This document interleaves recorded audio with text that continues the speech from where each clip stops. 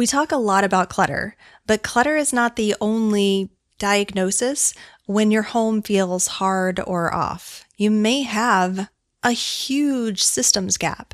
In fact, many times when homes feel like they technically work, but living in them just feels heavier and harder than expected, or you might find that simple tasks just take more energy than they should. The issue sometimes shows up as clutter or friction or constant resetting, but oftentimes the underlying cause points to a systems gap. So today I'm going to share what a systems gap even is, signs that you have a systems gap, and what closing this gap actually looks like.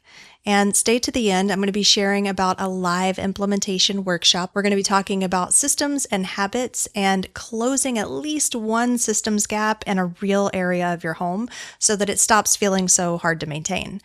Now, I talk a lot on the channel about systems. I'll be sure to link one of my first videos about systems here, which is where I talked about 15 systems that have simplified my life.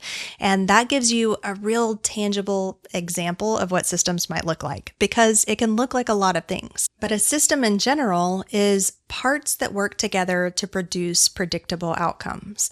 And in a home, this is something that answers 3 questions. Where does this begin? What happens in the middle? And how does this end?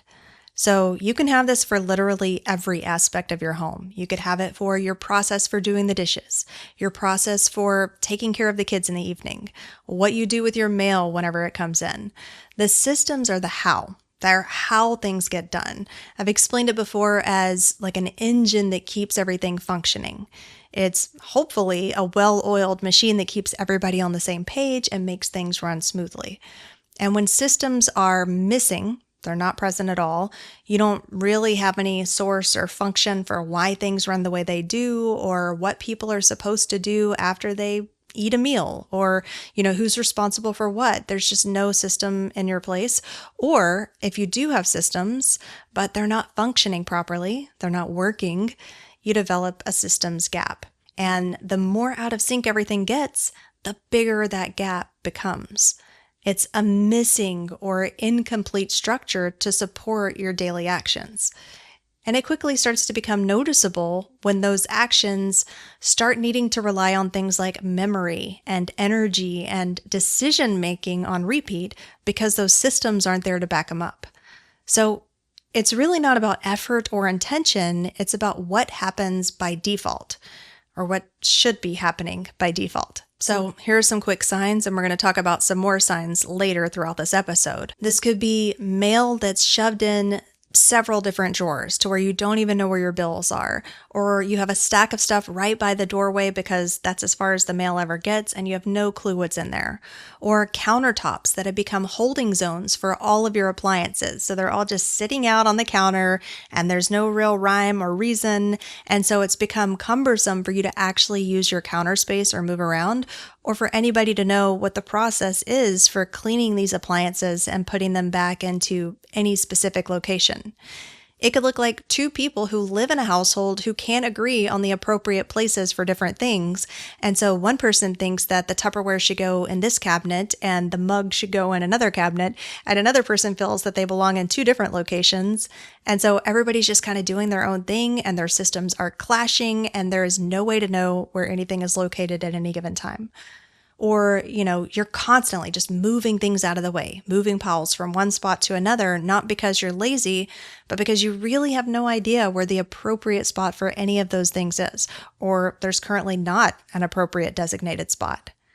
Or maybe you feel tense when someone comes over to help you because you know that things are going to end up somewhere different, because the spot that's in your head where you usually put it isn't really a designated systematic spot. It's just a habitual drop spot. Now, a lot of those were focused more on the idea of not having a home for everything, but honestly, it could be anything. It could be you frequently find yourself having friction and arguments with other people who live in the household because everybody expected somebody else to do the dishes. There are no defined rules or responsibilities or even unspoken agreements. Everything is just kind of happens when it happens. When systems are missing, people improvise, and improvisation works once and then it breaks down. And it keeps people not on the same page, but at each other's throat all the time. And there's a lot of tension and frustration and difficulty with living in the home that's supposed to be supporting you. Now, I've talked about cognitive load theory before, and that's a lot of what this comes down to and why it can be so painful to live in a home that has a huge systems gap.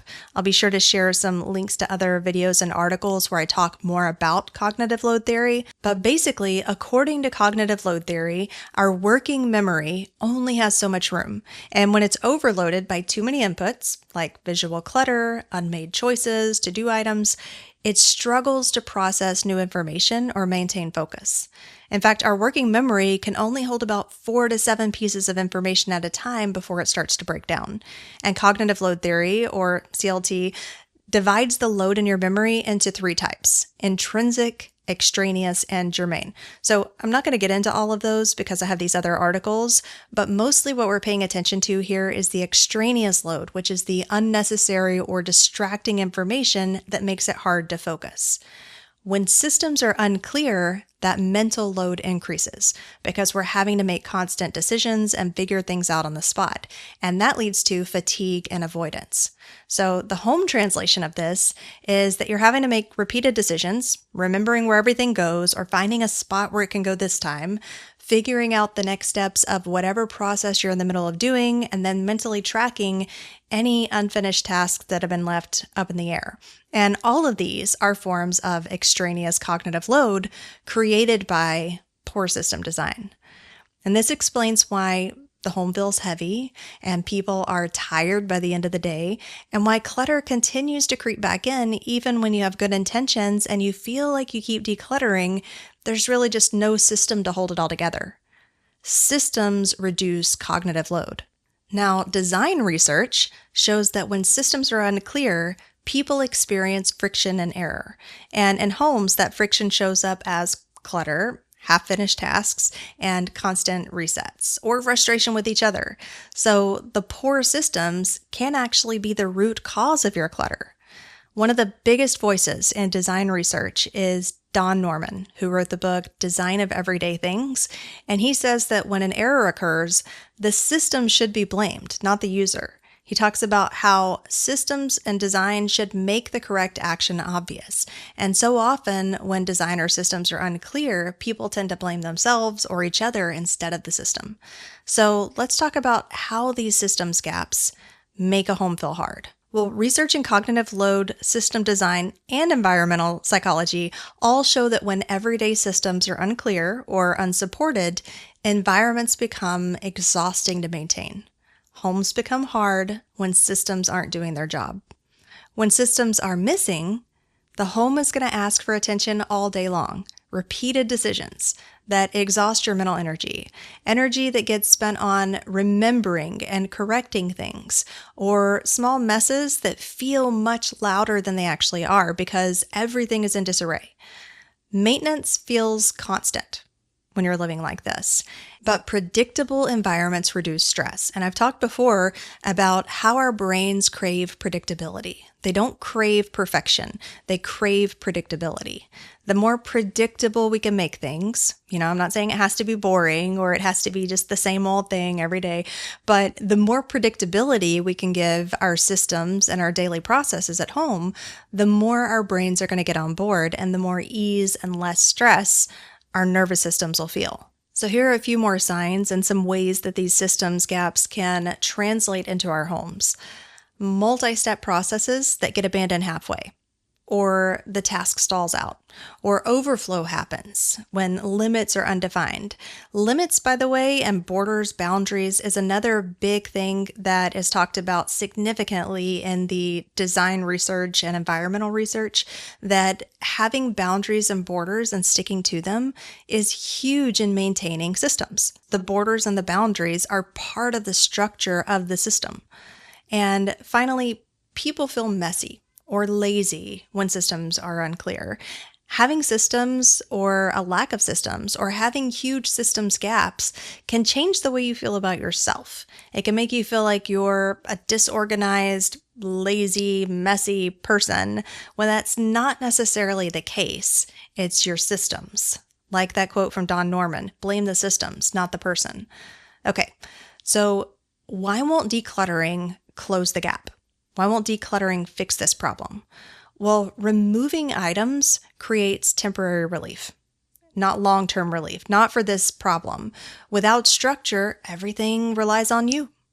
Every maintenance task relies on you to think about it and execute it all over again, each time. And over time, those default behaviors, any negative behaviors you have about decluttering or shoving mail into drawers or stacking things by the front door, those behaviors will return because there were no systems or structures to keep them from returning. So without system support, any decluttering efforts you've already made are going to come undone anyway. It's all about defaults, not effort. People will follow the path of least resistance, and when no default exists, actions become inconsistent.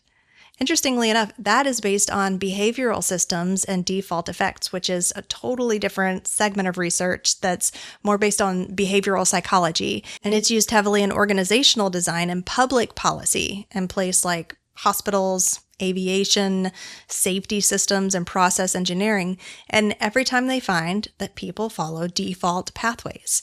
If there's already a default, easy to follow path set out in front of you, the masses will follow that path every time.